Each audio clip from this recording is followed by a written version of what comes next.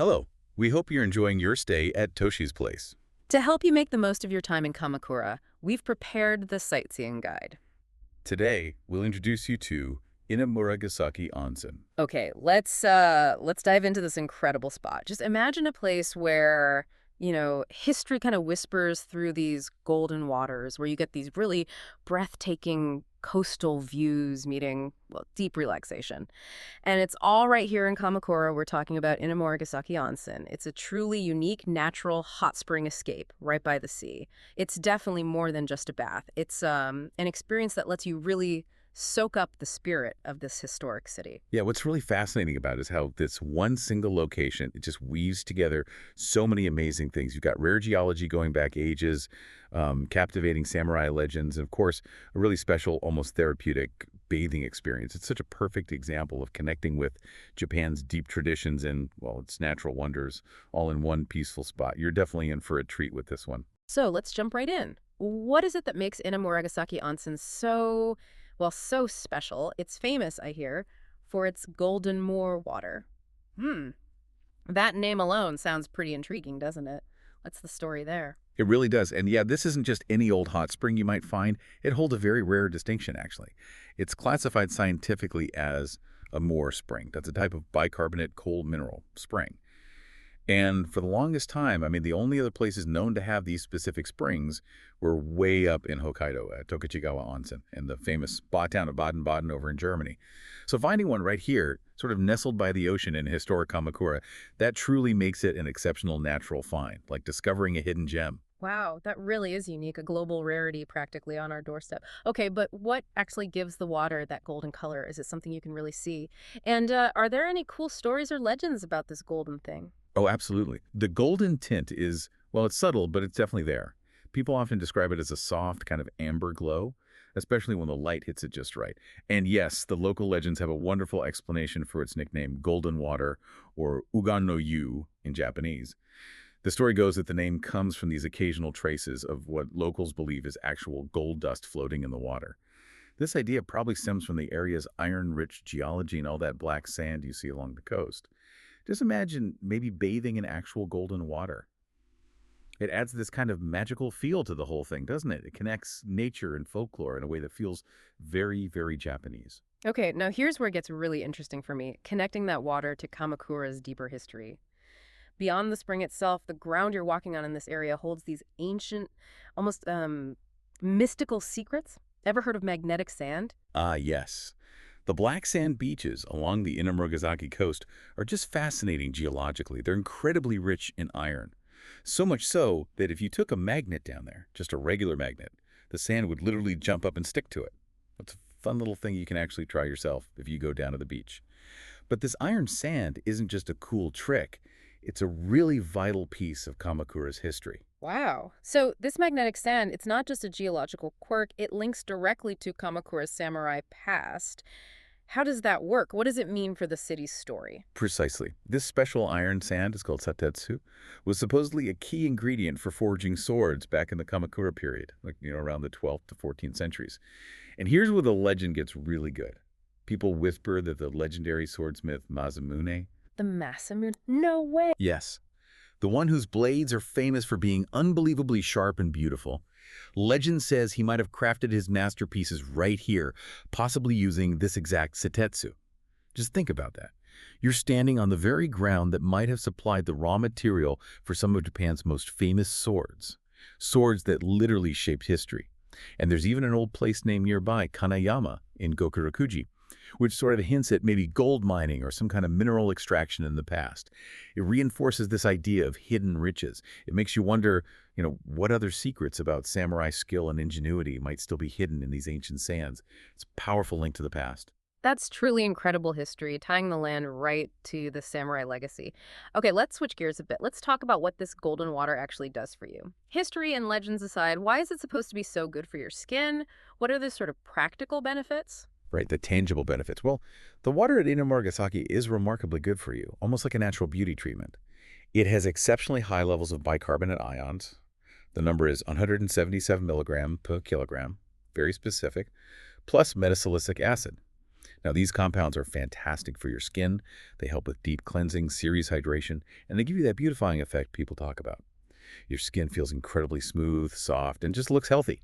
And here's something really unique, especially for an onsen right by the sea. It contains absolutely no salt. No salt by the ocean. Exactly. It's quite rare. Usually there's some seawater seepage, but here apparently there's a thick layer of rock underneath that blocks the seawater completely.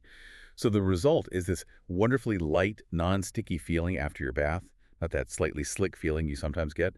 It's just incredibly refreshing. Okay, so the water feels amazing, but I've also heard the views from the onsen are just legendary. Can you paint a picture for us? What do you see when you're soaking?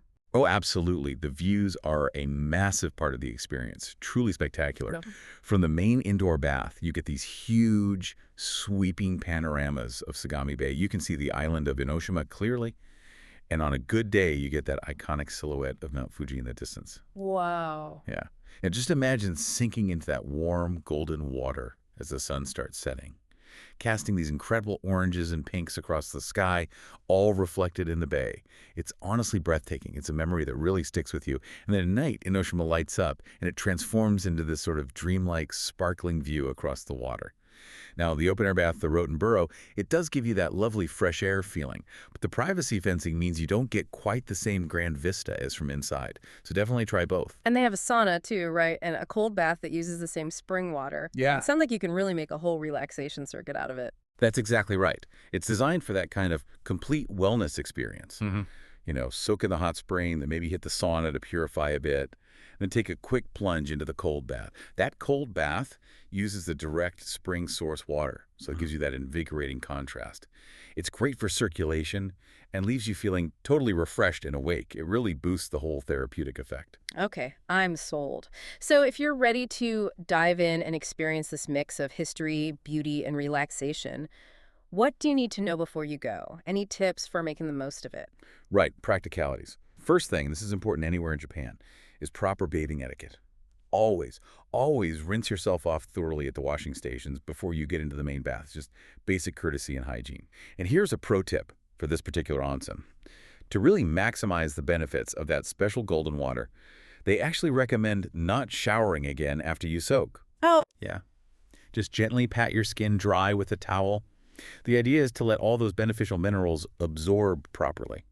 People say it makes a noticeable difference to how your skin feels afterwards. That makes sense. And it sounds like a great spot for maybe just a quick dip during a day of sightseeing, like a convenient refresh stop. It really is. The place was renovated not too long ago, so it's known for being super clean and having this elegant, kind of simple design. Yeah. It's fairly compact, mind you. There aren't huge lounging areas, so it's maybe more suited for those shorter, refreshing visits while you're out exploring Kamakura. And the best part for travelers? You can totally show up empty-handed. Oh, convenient. Super convenient. They rent towels, and you can buy soap, shampoo, whatever you need right there.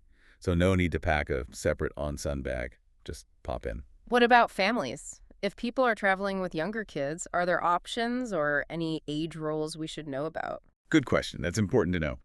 To keep the main bathing area calm and relaxing for everyone, the large communal bath does have an age restriction.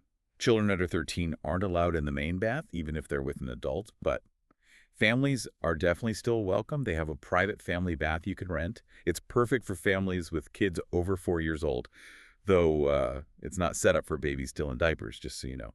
So families can absolutely still enjoy a lovely private onsen experience together. Okay, good to know. I also heard something about a unique dining option there, something a bit different. Yes.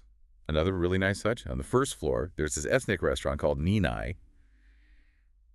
But the cool part is it has a foot bath cafe attached. A foot bath cafe. Yeah. So you can sit, have a meal, or just a drink, maybe some tea, all while soaking your feet in warm onsen water. And you still get those amazing views of Enoshima and Mount Fuji right from the cafe. It's a really wonderful, kind of casual way to get a taste of the onsen experience, maybe if you don't have time for a full bath or just want a relaxing break with a view. That sounds brilliant. And for international visitors, there's something particularly welcoming about their policy, isn't there? Something quite rare in Japan. Yes, and this is a really important point that makes Inamuragasaki Onsen stand out. Unlike a lot of traditional onsen facilities in Japan, they explicitly welcome guests with tattoos. Oh, wow. That is rare. It really is. This policy makes it an incredibly friendly and accessible spot for visitors from overseas. It means everyone can feel comfortable and enjoy this authentic Japanese experience without worrying. This is a big plus. Definitely. So for our listeners staying here at Toshi's place, you've got those amazing Hinoki tubs in your room, the carbonated nano bubble baths, which are fantastic, of course. But why might they still want to make the trip over to Inamuragasaki Onsen? What's the extra draw? Right, that's a great way to think about it.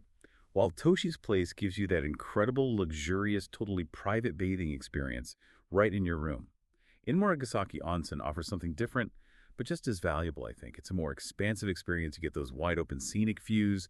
You're part of that communal shared tranquility that's core to onsen culture. And you're soaking in water with this unique geological story and history. It's maybe an ideal, peaceful evening outing. Head down the coast, sink into Japan's traditional bathing culture with those amazing views and rare waters. It connects you to the landscape and history in a different way than the private bath.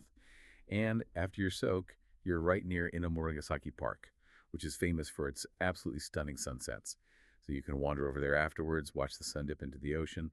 It's just the perfect way to cap off a relaxing experience in a day in Kamakura. That sounds like a perfect end to the day, truly. Okay, so everyone's ready to go now. How easy is it to actually get there from, say, Toshi's place or just generally in Kamakura? Oh, it's super easy. Really accessible, which makes it a very convenient addition to your plans. It's just a short walk, maybe 3 minutes, from Inamuragasaki Station.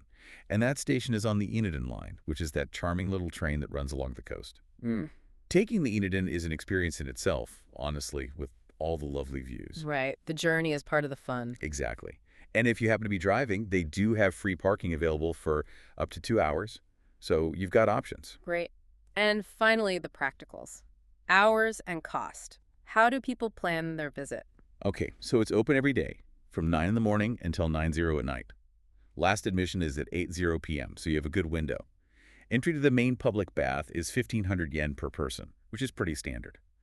Now, for things like booking the private family bath or checking the menu and prices at the foot bath cafe or even the cost of rental towels and things, it's always best to just check their official website before you go. That way you have the most current information.